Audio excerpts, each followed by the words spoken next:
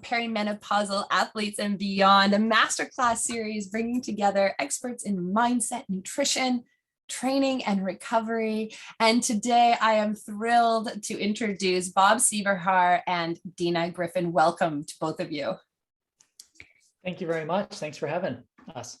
Thank you, Tenille. Glad to be here. Yeah, and Dina is a repeat because we just had such a fabulous conversation 1 year ago, if you can believe it, in the first masterclass.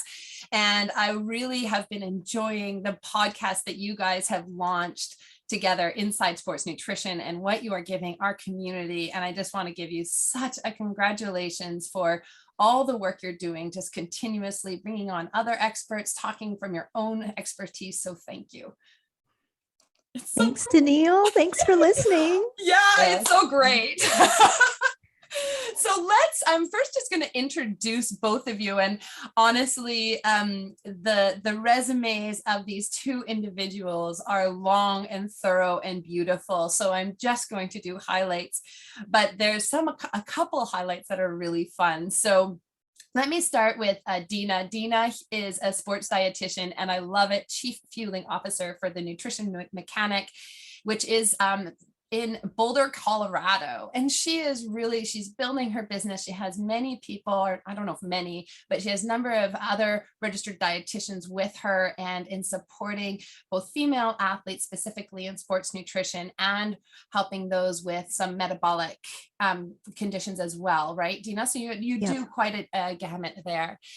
And Bob has had a real, he is like in the bio, it says out of the box thinker, and his out of the box thinking has come from, maybe I'm kind of reading between the lines, but if you see exercise physiologists, certified specialist in sports dietetics, he's had the experience of US Olympic Committee, being the sport dietitian for the US Olympic Committee.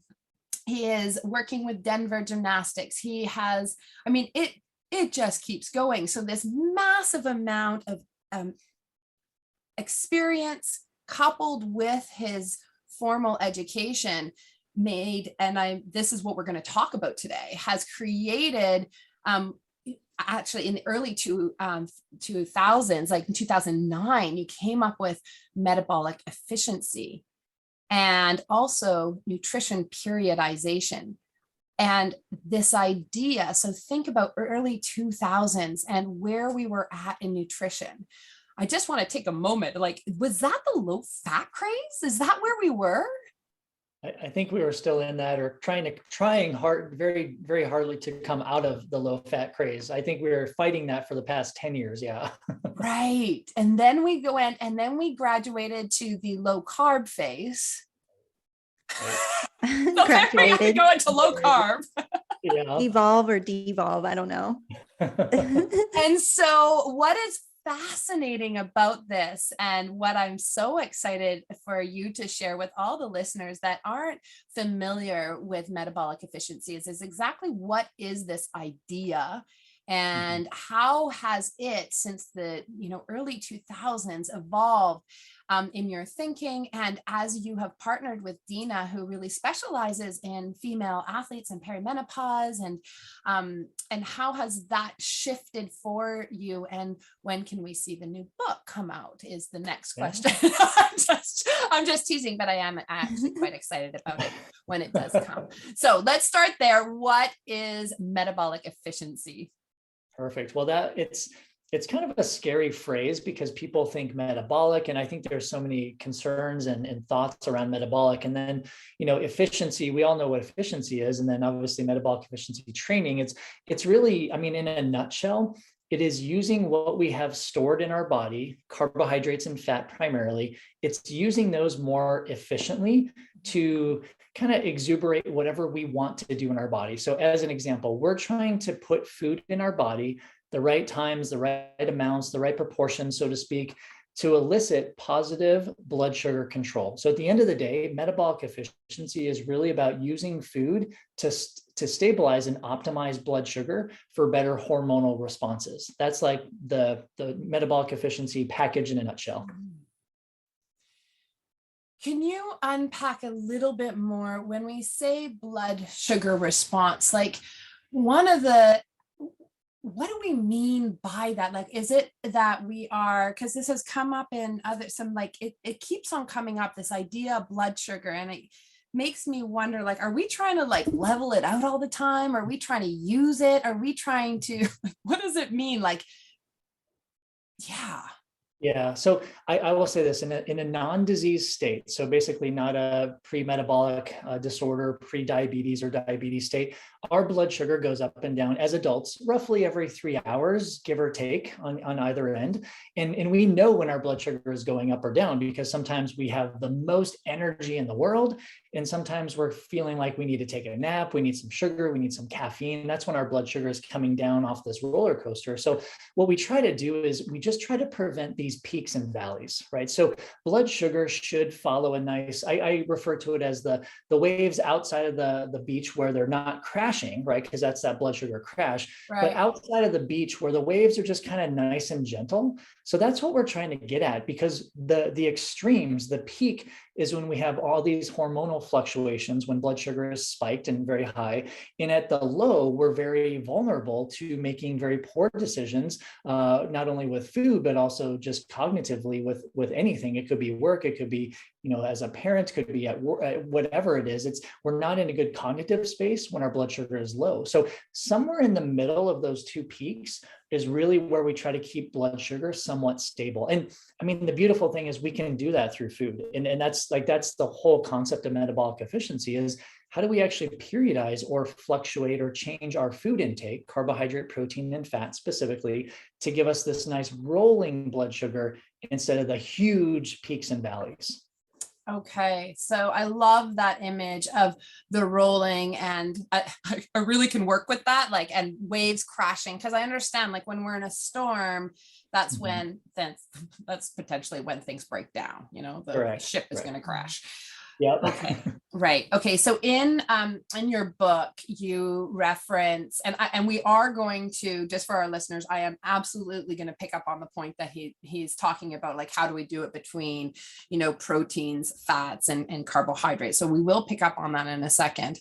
But you mentioned, and I want to just highlight this fact that we can do so much with nutrition. And even in your book, you mentioned 75% is nutrition, 25% is exercise. And that was really a cool kind of statistic for me to grab onto and say, wow, we can do so much without even, like, with just smaller amounts of movement. Yeah. So tell me about that a little bit. Yeah. So the backstory of this is I never wanted to develop, I never set out to develop anything. Like, I was just trying to, improve the way I practice as a sport dietitian, improve athletes and everyone I work with, improve their health and their activity and performance. But as a physiologist, we learned something early on, and it's called a crossover concept. So basically the association between fat burning and carbohydrate burning, both at rest and during exercise. And this is probably mid 1900s when this research came out.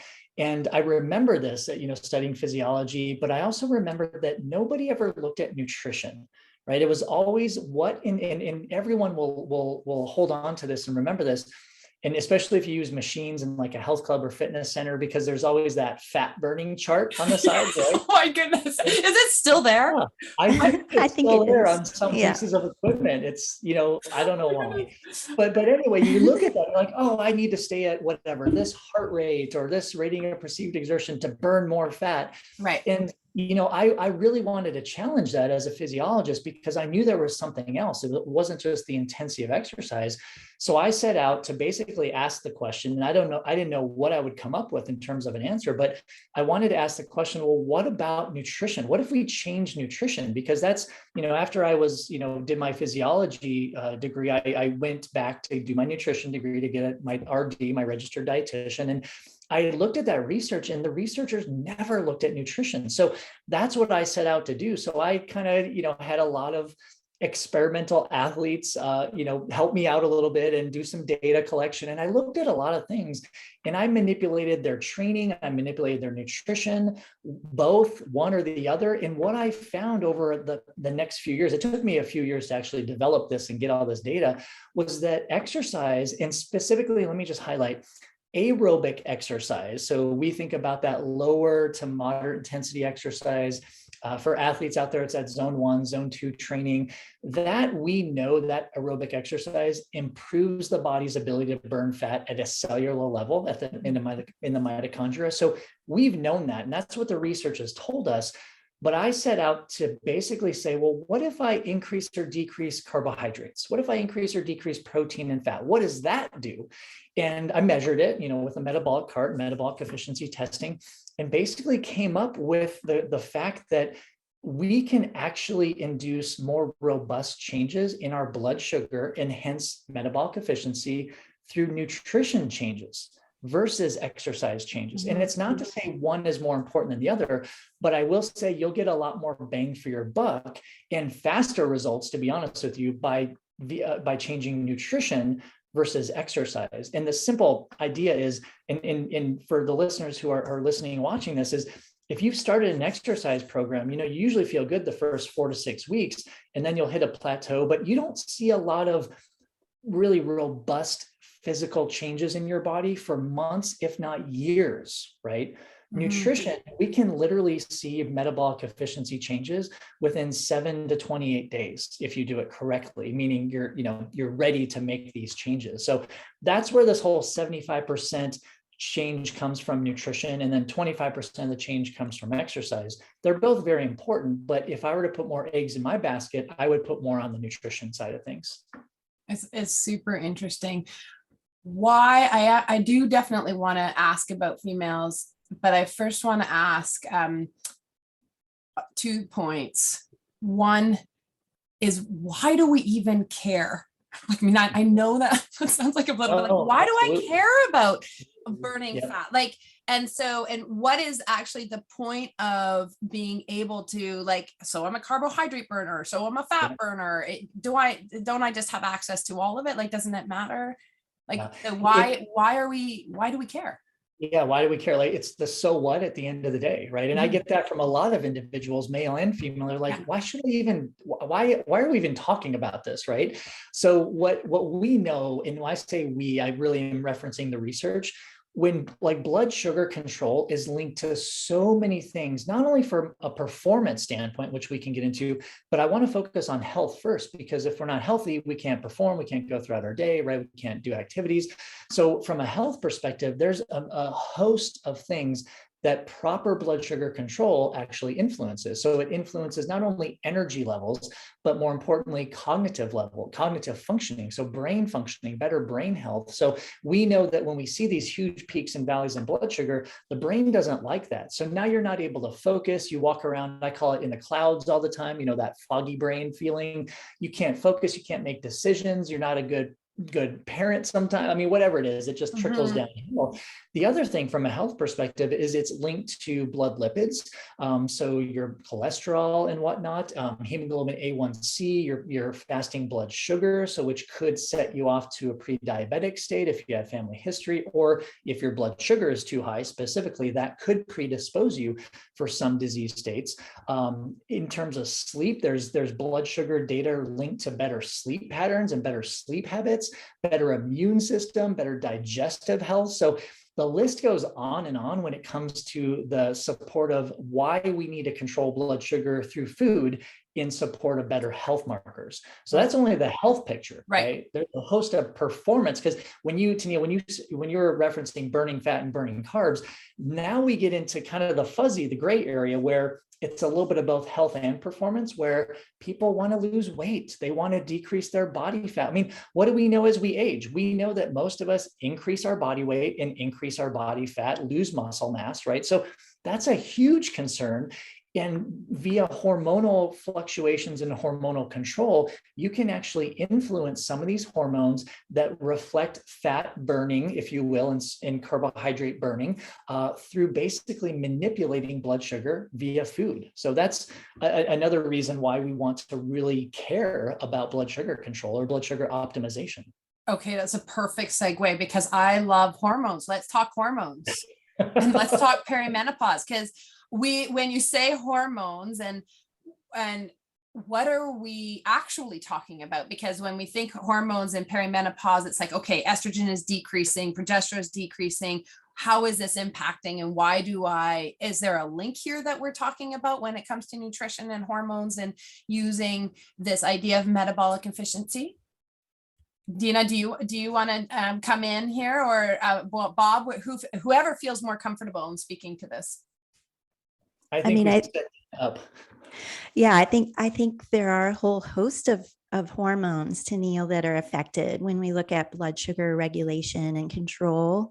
So it's not just, I think a lot of people think classically of just it's insulin that we're all worried about, but I mean, it can be appetite hormones, thyroid, and specifically then looking at sex hormones, there's a tie there or an influence. And it's not to say everything's cause and effect, because it's such a complex and intricate, our bodies are pretty fascinating from that standpoint. But if I bring in like perimenopause and just thinking about the flux of hormonal states in terms of sex hormones, a lot of, if we just think of symptoms and signs, things that we may complain about or not be super thrilled about, like my energy levels all over the place, or I have this fatigue happening. Right. And if we tie that to what's going on in perimenopause, knowing that there is quite a degree and range of hormone flux in between or individually, right? And then, comparing women to each other, there's so much, variation. And that degree to which we experience the change in ratio of estrogen to progesterone, and the fact that, it's just not a cyclical pattern. If we tie it back to the blood sugar control and what the role and impact of having better, more stable blood sugar levels, that impact upon how we feel throughout our perimenopause years, and I would argue other stages of life as well. Like that's where the blood sugar control is not necessarily going to change. Like, oh, yay, my estrogen level just changed to, 48. Right. But how we feel and manage our days and go through this somewhat lengthy life cycle stage can be positively affected. Right. So I hope that makes sense, kind of looking at that tie. Yeah, absolutely. So what I'm hearing from you is, okay, so absolutely this idea, the metabolic efficiency is absolutely for all life stages, really, including perimenopause, and where we're going to go. Now, when you're talking about periodized, are we talking about the day? Because we can say periodize to the day, to the week, to the month, to our training, to our annual training plan. What are we talking about specifically when you're talking about periodized? Yeah, so I'll take this one at first, Dina, and then you can jump in here. So we kind of look at the macro cycle first. That's the big picture. So basically the full year, what are your goals this year, right? So do you have competitions? Do you have events? Do you have other goals? Is it body related goals? Like what are we trying to do this year with training, with exercise? And then this is how we kind of periodize the trickle down effect, because then from that big picture, understanding what is going on that year, then we say, okay, each month, like what does the training cycle look like? Like, are you following a training plan? Are you going to the gym 3-4 times a week? Like what's happening in terms of that structure? Then we go down kind of the next level. And that's exactly what you're talking about, Tenille, is we look at kind of that daily, and it's not to confuse things, but we have to look at that daily periodization because we do different things every day. And that's one thing I really try to stress with individuals is that you may do the same type of exercise 3 times a week, but you're not doing it every single day, right? And that's, I think, really, I mean, aside from maybe walking the dog, but that we can argue that's lifestyle activity versus an exercise program. So maybe you're doing HIIT training or high intensity training or resistance training a couple times a week. Maybe you're running or cycling or swimming or whatever it is a couple times a week. Each of those patterns of exercise have different stressors on the body, which require different types and different amounts of nutrients to support it. So the easy example is if you're moving heavy things, if you're lifting weights, resistance training, we're going to be much more concerned about protein surrounding that exercise session than we are maybe if you're doing a 30 or 45 or 60-minute run or bike ride, right? So that, again, it's not to be nitpicking, because I don't want to blow this out of proportion and say nutrition is very complex.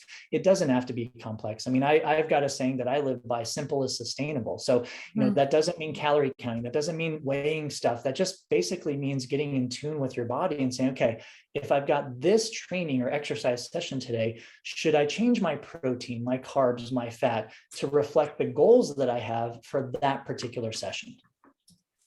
Okay, so that's really helpful. One of the questions, so let's now dive into what this actually means. So it's for all of us. It can be for you've mentioned, like what kind of movement are you doing? Or is it endurance training? Is it every day? Is it speed based? Is it team sports? One of the things that come out of metabolic efficiency is metabolic flexibility. And I don't know if one comes out of the other, but anyways, they're linked, correct? Right. So when we talk about becoming more metabolic efficient, and then I want to ask you, tied into this question, is how do we think about like the foods that we ate? So I'm coming back to, okay, so you mentioned in your first response is we have proteins and fats and carbohydrates, and what are we actually specifically talking, or how do we think about it differently as different type of athletes in this context? Is that too big of a question? Or can you is that an okay question, or do we want to break it down? Or it's a big question. Let me start with the first one thing I caught, just so the listeners understand this first. So because there's some confusion about metabolic flexibility and metabolic efficiency. So metabolic flexibility is basically our body's ability to, I think of it kind of as a light switch, dimmer switch kind of a thing, where we want to kind of go back and forth between using fat and carbohydrates that we have stored in our body. And we should probably go back a few more steps. We have a lot more fat stored in our bodies than we do carbohydrates. And especially females typically have a lot less carbohydrate storage just because of the size and less muscle mass versus males. So with that said, metabolic flexibility is just really the ability to be able to kind of switch on or off our ability to burn fat or burn carbohydrate at the, I guess, proper times of the day. Metabolic efficiency training are specific strategies to regulate blood sugar to be able to go back and forth with burning fat or carbohydrate, if that makes sense. Like metabolic efficiency training is again, as you mentioned earlier, 25% of that is exercise, and 75% of that is nutrition based, of which there are a few strategies that I've developed to kind of help individuals based on their personality, based on their readiness to change. So if that helps a little bit, I'm not getting to the second part of your question yet, but does that make sense? That totally makes sense. It makes me want to ask Dina. Dina, is the idea, like, so for female athletes in perimenopause and beyond, like we've been really learning that female athletes have what's the right word? We want to burn fat. That's what we're good at. Is that what you're seeing, or how do we like we're already good at it? That's awesome. We need to have more carbohydrates. Do we actually, are we seeing that in the data to reflect that? Thank you for bringing that up, Tenille. Yeah, because that's one of those things we're hearing, and I feel like it's being really generalized, like to all, women, like we're all good fat burners. We're just born that way. And there surely are, differences in the muscle, cellular, aspects there that are, unique from birth. However, in the testing that Bob and I have both done over years and years, it's not the case. So that we see across the board, like that every woman that comes in that's maybe in this perimenopause state or in premenopause, that they're just great fat burners, even at rest, Tenille. Like, so there's so many aspects here. And right. I would just say that is a caution when we're hearing that message, to really think about that. And that's the purpose of implementing strategies like metabolic efficiency training to manipulate how well the body is using fat and carbohydrate at rest, right, to apply to our daily health and everything. And then through our whatever our endeavors are athletically to affect that. Okay, thank you so much, because I think one of the things that you and Bob talk about within your podcast, and you bring up a number of times, is like open the hood. Isn't that what you guys say? It's like let's check out what's under the hood. So we're looking under the hood. So trying to use that concept of knowing what your blood work is. And so that's really what you're referring to here, is know what's actually going on. We can't make an assumption of what is actually happening, that we are, females, fat burners, great, load on the carbs. That's not what is actually going to help you in both health and performance at the ultimate level. Okay, let's come into, I know I'm jumping around, but now I want the second part of that question is, okay, so what are we actually talking about? And maybe I know this is going to be massively general, because this is as specialists, as people that you train in metabolic efficiency in the school, like this is what you guys are really taking on for individuals. So maybe just share a couple of the high level principles that we're talking about from a food like macro point of view. Go ahead. I guess in terms of the kind of what we're doing with the implementation strategies. Yeah. Okay. Well, I first will kind of come back and say, there's a reason, and I don't think I've heard the word yet, and I'm very happy so far, but I've not heard that 4-letter word that starts with a D, ends with a T. And I try my best, and I know Dina does also most of the time, both of us most of the time, try not to say that word, because it's really about learning lifestyle change with nutrition. So I really created metabolic efficiency training without that, here I'm going to say it just once, diet effect and diet approach. So we want to stray away from that. So I guess when we first start with this, we try to teach intuitive eating, more instinctual eating, get off the diet roller coaster. So with that said, we're really talking about like, how are we looking at food differently? Like, we're not measuring. Neither Dina and I are big calorie counters. We don't measure, right? We don't have our individuals measure. Like, it's just, there's so many better things to do in life. And in fact, that's fairly inaccurate anyway. So that said, we want to change the paradigm and the landscape of how we approach food first. So that's number one. We want to create that healthy relationship with food. We want to drop the demonizing of carbs or protein or fat, or, it's not about keto or high carb, low fat, low carb, high fat. So metabolic efficiency, really, if you think about a bell-shaped curve, all the other crazy diets, if you will, are the outliers, right? What's in the middle is metabolic efficiency. And that's what we come down to, looking at food differently. So we're looking at carbohydrates, higher fiber types of foods, veggies, fruits, grains. We're looking at different types of proteins. So it could be animal-based, it could be plant-based protein, and obviously fat. We never want to forget fat, because each one of those macronutrients has a specific effect on blood sugar. And what we know is, when combined appropriately, and that's kind of the key message, is, we're trying to influence individuals eating food together, right? Instead of just picking, a banana here and a spoonful of yogurt here. And like, we really want to use the food that we eat to work together, because that's what influences the blood sugar the best.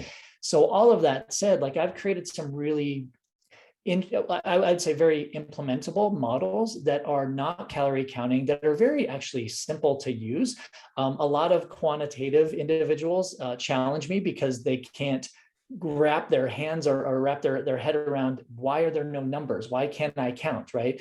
And what we know is a lot of people do come from that calorie counting atmosphere, right? And we're trying to get them away from it, trying to get them off the ledge. So that said, I look at certain, and I don't know if this is the time to bring this up, but I look at certain ratios of those macronutrients that will best influence blood sugar. And I don't know how much you want to go into that, but that it's really looking at specifically the carbohydrate and protein together influence.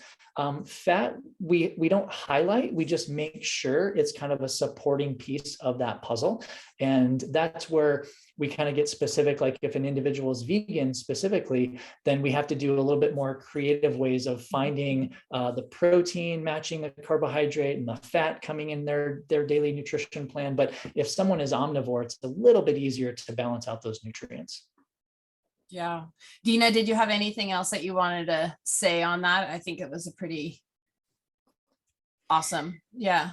I will just add to what Bob said, moving away from diet mentality is huge for our population. And so trying to grasp and really implement these strategies that aren't very quantitatively based, it can be, this adjustment period, but it can be so freeing. And so like one of Bob's strategies, we're using just our hands here to build our meals, right? Like your hand of carbohydrate of choice. And then when we put it in this scope, like we want more of those whole food sources, the variety, the color. We build in more carbohydrate depending on, this is that periodization aspect, depending on what the activity or set of activities or whatever the athletic goals are on the micro and macro level. The other hand, Tenille, being proteins of choice. So there's so much, we move away from restriction and the diet mentality by actually then working with the individual. What are your food preferences? What's your lifestyle, your cooking skills, and so on. But at the core of this, a very simple and sustainable, as Bob with his mantra, is like using our anatomy to guide the model. And then we adjust it on the individual and whatever these goals are. But in perimenopause years, it has such a profound positive effect on so many, like the touchy-feely things. Like I feel so much better and I sleep better and so on. I could rave, more minutes about that, but just to speak to the implementation side at a high level. Yeah. And you do speak in the book to the hand model, and thank you for bringing it up, because I think it's a really interesting and excellent point. One question, I know I have so many more questions, but one question that I have on the point of like the calorie counting or not counting is that low energy availability is a big issue for a lot of female athletes. And when my athletes come in to working with me, we do a 4-day food log, and I'm thinking, I wonder if that's not such a good practice. But the point is to actually demonstrate like how little they're eating. It's always to say we're not even close to what we need to be eating. And sometimes some athletes are like on it, but I would say it's more often the opposite. So it's like, this is what the general recommendations are in the huge variability that they are, and the lack of, there's so many things, and we never talk about calories again, except for to the point of we've got to understand what the base is. And if like, it's like a good wake-up call. It's like, you're not meeting the base, and we're not going to be able to do what we want to do in our life if we don't have that base. I'm thinking, however, that maybe there's other ways to demonstrate that, and that's what you and Bob do, or maybe there is other things that people can think about. Yeah. Okay. Should I add to that? Sure. I'd love to. I love you. Well, no, it's a valid concern, Tenille, something that as practitioners working, in this scope, right, doing any sort of nutrition, advising, counseling, and then sport nutrition, working with health and sport, keeping our eyes on. And so, but there are ways, Tenille, without having to calorie count. But I will say there are times and places where as the practitioner, maybe we do some of that number crunching on our side, not putting that burden and, any kind of triggers on the other individual. But there are numerous strategies here to keep our eyes on that and prevent low energy availability or come out of it. So I think to add to all of this, when people are learning about metabolic efficiency training, it's the mind like, oh, this is another diet, because that's our culture, right? And so it's really important to understand this isn't a diet, and it's not about restriction. It is about optimizing and working with physiology to ensure health and performance needs are met and progressed appropriately. All right, I have one more. Well, there's actually two more points that I really wanted to cover that are in the book. So I hope that that's okay. So the one of the points is that you made in the book, Bob, is do not try to replace all your calories lost. Can you share a little bit more about that? Because I thought that was super interesting in terms of like, we are thought as female athletes, if you look at the guidelines, it's like, okay, well, you need to replace 30, 40, 50 grams per hour, to 60 grams. For males, it goes up even higher. What is it? And then we kind of think, okay, I got to try to replenish because I've lost all this. I was really kind of like, oh, well, I didn't have that perspective. So I liked it that you shook me up a little. So shake me up a little more. Yeah, so you're referencing really kind of the calories coming in during exercise or during activity. So that it's really, it's kind of interesting when you look at that, because we've been fighting this in sport nutrition for decades. I mean, the recommendations based on research previously were that we should consume between, if we're just most of the time, let's back up. It's mostly carbohydrates that we're talking about replacing during exercise. So if we're talking about energy intake, so usually the guidelines have been that we should replace 30 to 60 grams of carbohydrate per hour. So that's 120 to 240 calories per hour. But, unfortunately, as we know, the research was pretty skewed and pretty flawed because it was usually done on young college males, right? And sometimes they were athletic, sometimes they weren't. It's pretty easy for researchers to grab that population on a university campus. So it was flawed from the get-go. And, honestly, when we started to do more metabolic efficiency testing, we started to see a huge deviation in that. And it, like, initially, I'll say I was scratching my head, like, why isn't this matching up? I mean, even in males that I was testing, I'm like, why is that not adding, 2 and 2 plus 2 doesn't equal 4 here? Why? So now the current recommendations are 30 to 90 grams of carbohydrate per hour. So that's up to 360 calories per hour. And, initially when I was looking at metabolic efficiency training, I was also looking at it from a digestive standpoint and really looking at what point, where's that tipping point where you consume too many calories to actually disturb that gut too much to produce digestive woes. We know it as gastrointestinal distress, GI distress. I call it the GI distress monster, right? Yeah. But basically, vomiting and bloatedness, feeling and nausea and diarrhea sometimes. We want to avoid that too, right? So this is where that delicate balance is.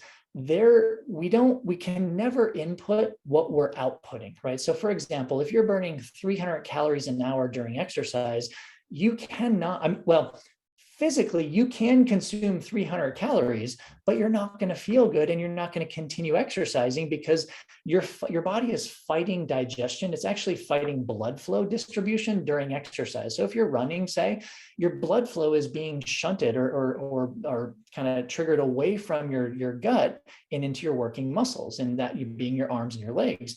If you try to eat at the same time, the blood actually needs to come back into the digestive system to help with that digestive response.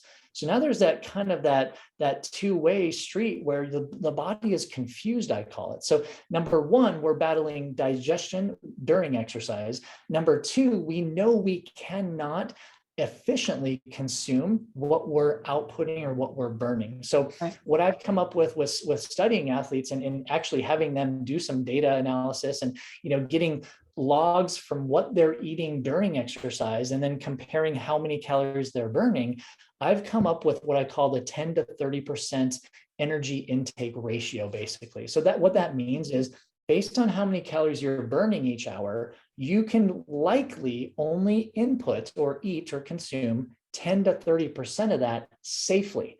Now, the beauty of this is it works almost every single time. You were actually, I do want to highlight something that actually two things. Some of the athletes I've worked with in the past, both male and female, sometimes they have that personality where they kind of push the envelope, right? It's the whole, it's the opposite. No. What? I would never do that, right? It's the opposite of the more is better. It's actually becoming, or it has become, the less is better. So now they're trying to function on less calories per hour because they're like, well, if I can just do it on this, maybe I'll lose weight, maybe I'll feel better. And I just want to caution that, because that's where the low energy availability comes into play pretty significantly also during training, because we don't want someone to under fuel during a training session, especially if it's longer, more intense, and where they actually need the energy, right? But we also find some individuals can eat more than 30% of what they burn. And I have seen it based on mass, right? In general, to your point, I have seen males be able to consume more, but it's also sport driven. So personally, I have seen more cyclists be able to consume more, where on the other end of the continuum, runners can usually consume or have to consume less. And it's just because of the mechanics and the digestive mechanics of that sport in general. Super interesting. Thank you so much for that. That's really interesting. Anything to add? I do have one more question, but anything else to add, Dina, on that one? I think that speaks to the individualization. Whoops, that's a long word to say with so many syllables. But yeah, that piece there. But I love what Bob said, because I've been there personally too, when I was tinkering early on, like the less is more. How low can I go from calories per hour? And like just a teeny tiny bit. And so that is an example where we actually want to show, and it's great if we have the data, like, you know what, you might perform better, recover better, and so on, if we bump up your energy per hour consumption or this fueling plan. So it's not always this notion like, oh, you shouldn't have 300 calories per hour. Sometimes it's, you know what, we need to bump up your calories per hour to support what it is you're doing. And here's the data to show what your body is burning from a fuel perspective. Okay, so perfect segue from both of you, really. Okay, training in a fasted state, I'm going to ask this, because one of the things it's like, okay, well, when we think of let's burn more fat, like from the health, intermittent fasting, that's where people's and their brains go. It's just like, okay, well, I'm now going to go into this low carbohydrate, fat burning. I'm going to, go off the fume sort of idea. Now that has been strongly stated that we as female athletes, this is not something that we should do. One of the things that I'm wondering is within the metabolic efficiency training is there any room for saying, well, it's the type of foods potentially also that we could look at, not just thinking about how maybe we shouldn't be having it training in a fasted state. Does it matter what type of training? And does it matter maybe what type of foods we're thinking about to maintain that blood sugar level? And maybe it's not about, maybe we need to be a little bit more fine-tuned when we're talking about these things. Dina, can I start? Yes. Okay, because I'm just like holding this back now, right? I know. All right, we're getting into it. I was like, come on, let me go. It's like a dog that wants to go for a walk, right? Oh, I love it. I will say, and you referenced this earlier, Tenille, I will say when I developed metabolic efficiency training in the early 2000s, this was before the keto craze, before the fasted workouts, IF things, like I will continue to argue my point of it is all about blood sugar control. I'm not going to say there's not a time or place for fasting, but I do not agree with fasting in the workout, and those two in the same sentence. I think you get into trouble, especially with female athletes and females. But that said, I do believe that it is all about the composition of food you put in your body prior to exercise. And I should step back. I don't believe that. I know that based on research stating what carbohydrates do prior to workouts, what carbohydrate and protein does prior to workouts, right? We know, like, the data is there.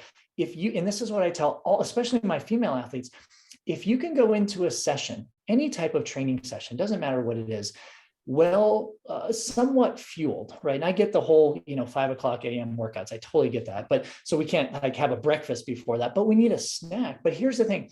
The food you put in your body is going to elicit a response physiologically to favor either carbohydrate burning and fat storage, or the flip-flop, fat burning and carbohydrate storage. So depending on a person's goals, their workout intensity, their goals, I totally get that.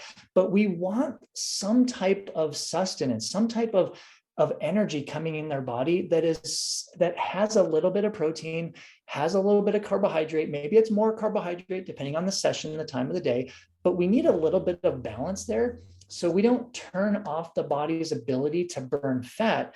We still want to burn that during certain workouts. Now, again, you probably have to individualize this. Like if someone's doing like sprint workouts, maybe we do need to teach the body to kind of rev up the carbohydrates burning a little bit more. I totally get that. But I guess in summary, I'm not a big fan of fasted workouts for many individuals for that matter. And it really is all about the proportion of food you put in your body prior to exercise or training sessions.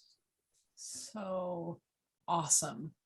I'm so glad that we've had the chance to talk about this, because what an incredibly informative and awesome. I'm just going to say that's been an awesome interview. I just loved it. Wow. Okay. I have one final question, unless you have any more points. This is a personal question. It's not about metabolic efficiency. Do you have any more points that you really wanted to get across for our listeners here? I have one if Dina doesn't. I have one, but you go ahead, Bob. I was just going to piggyback on what you said earlier, Dina. You were talking about kind of finding out, how many calories, when we're talking about how much energy or calories your body should consume, or you should consume during exercise. I really struggle, especially when we're working with females, to use the research that's currently out there, because we don't have a lot on female athletes yet in terms of calorie needs during exercise. So I would just piggyback on what you said, Dina. And if you can ever have your metabolic efficiency measured and tested, that's the best way to, again, as Tenille mentioned, just pop the hood, figure out how efficient or inefficient your body is. You glean so much information and you learn so much more about your body that I would always highlight that opportunity. I love it. Yeah. And thank you. I was just going to add that this element is a pretty decent wedge of our, the pie that we're working with. Not to use a food pun, but that's always a fun thing to add in. Yeah. And so I think this aspect and really learning and appreciating how individual we are, just like perimenopause experience is so different among women, as is the implementation of this strategy. It can be very simple, but it can affect our experience in this stage of life in such a positive outcome that I can't speak highly enough to looking at this piece. Yeah, I really appreciate all that you have said in this way. I really makes me think a little bit harder, and that's exactly what I love. It's like, okay, I've got to think about some things a little bit and how I work and how I do it. And I think that that's such a great spot to be. So thank you for that. All right. Now, hopefully we can do this quickly, but I do want to ask it. So I have been asking all the speakers, what if there was one moment in time that they can really pinpoint where they knew, I want to do sports nutrition. I want to change the lives of people through nutrition and how they fuel for what it is that they want to do in their life. I'll start with you, Dina, and then I'll let Bob have the final word. My experience goes to my, of course, personal. I think a lot of us have a personal tie, but just as I was getting into marathon running in my late 20s, having a lot of GI distress and kind of not making goals that I had for myself. And I feel like the information I was given was not appropriate for me. I didn't have the individual, tailoring. And so it was really confusing. Again, like classic sports nutrition, it's not working and I don't understand why. And so that just was the spark of curiosity, like what is behind all of this? And that was one of the main drivers for me to get into this field. Oh, so cool. What about you, Bob? Mine was confusion, I guess. I grew up as an athlete, and I never knew what I wanted to do when I grew up, and I somewhat still don't. Like, I still have a couple pieces of that puzzle to figure out. But growing up an athlete, I was so enamored by why some people were faster, slower, could jump higher, whatever it was, and why I couldn't, basically, right? But throughout my athletic career, I always asked those questions, and no one could really answer those for me, right? So I studied exercise science, exercise physiology, my first 2 degrees, and I started to have more of an interest in nutrition. And similar to Dina, I actually got into endurance sports, triathlon specifically, the sophomore year of my undergrad. And that is when I start. I mean, that's like, you go from competitive soccer to triathlon, and I knew nothing about triathlon. Yeah. It was a really hard introduction to a different sport, and I had no idea what I was doing. Obviously, I started with short course, sprint, and Olympic, but I also had GI distress, even at that shorter distances, because I wasn't, playing. So I wasn't that stop and go team sport athlete. This was a little more continuous. So I think a lot of it was to do with, one, that athletic side of me, but two, the second thing was just, I had so many GI problems that I too wanted to kind of go on that path and figure out why these were happening. And that kind of drew me a little bit more into studying nutrition and figuring things out personally from a bias level. Then I found that I really enjoyed it, and I really wanted to, I love educating, right? I found that early in my life. So I just kind of I put both those pieces of the puzzle together, and, made a great career out of it so far. Oh, so cool. Well, I'm so glad that you guys suffered and have brought your suffering to the rest of us. And I mean, I say that tongue in cheek, but truly it is. I mean, this is where our sparks, and it's for me too. It's where, my spark came from just saying that we've got to do things differently. We've really got to do things differently. And to be part of that solution is such an incredible and empowering thing. So thank you for being with us today and for sharing so much. And I know that our listeners are going to click on all the links that we have on the webpage, and they will just be able to find you and find more about what you're doing. And do check out the podcast that they have, Inside Sports Nutrition. You can find it on Spotify, everywhere. Like, it I know is everywhere. Yeah, it's everywhere. Yeah. So it's super fun. I don't need to go on down the list, but again, thank you guys for being here and saying yes. Thank you for the opportunity. Yeah. Thank you, Tenille. Thanks for all you're doing.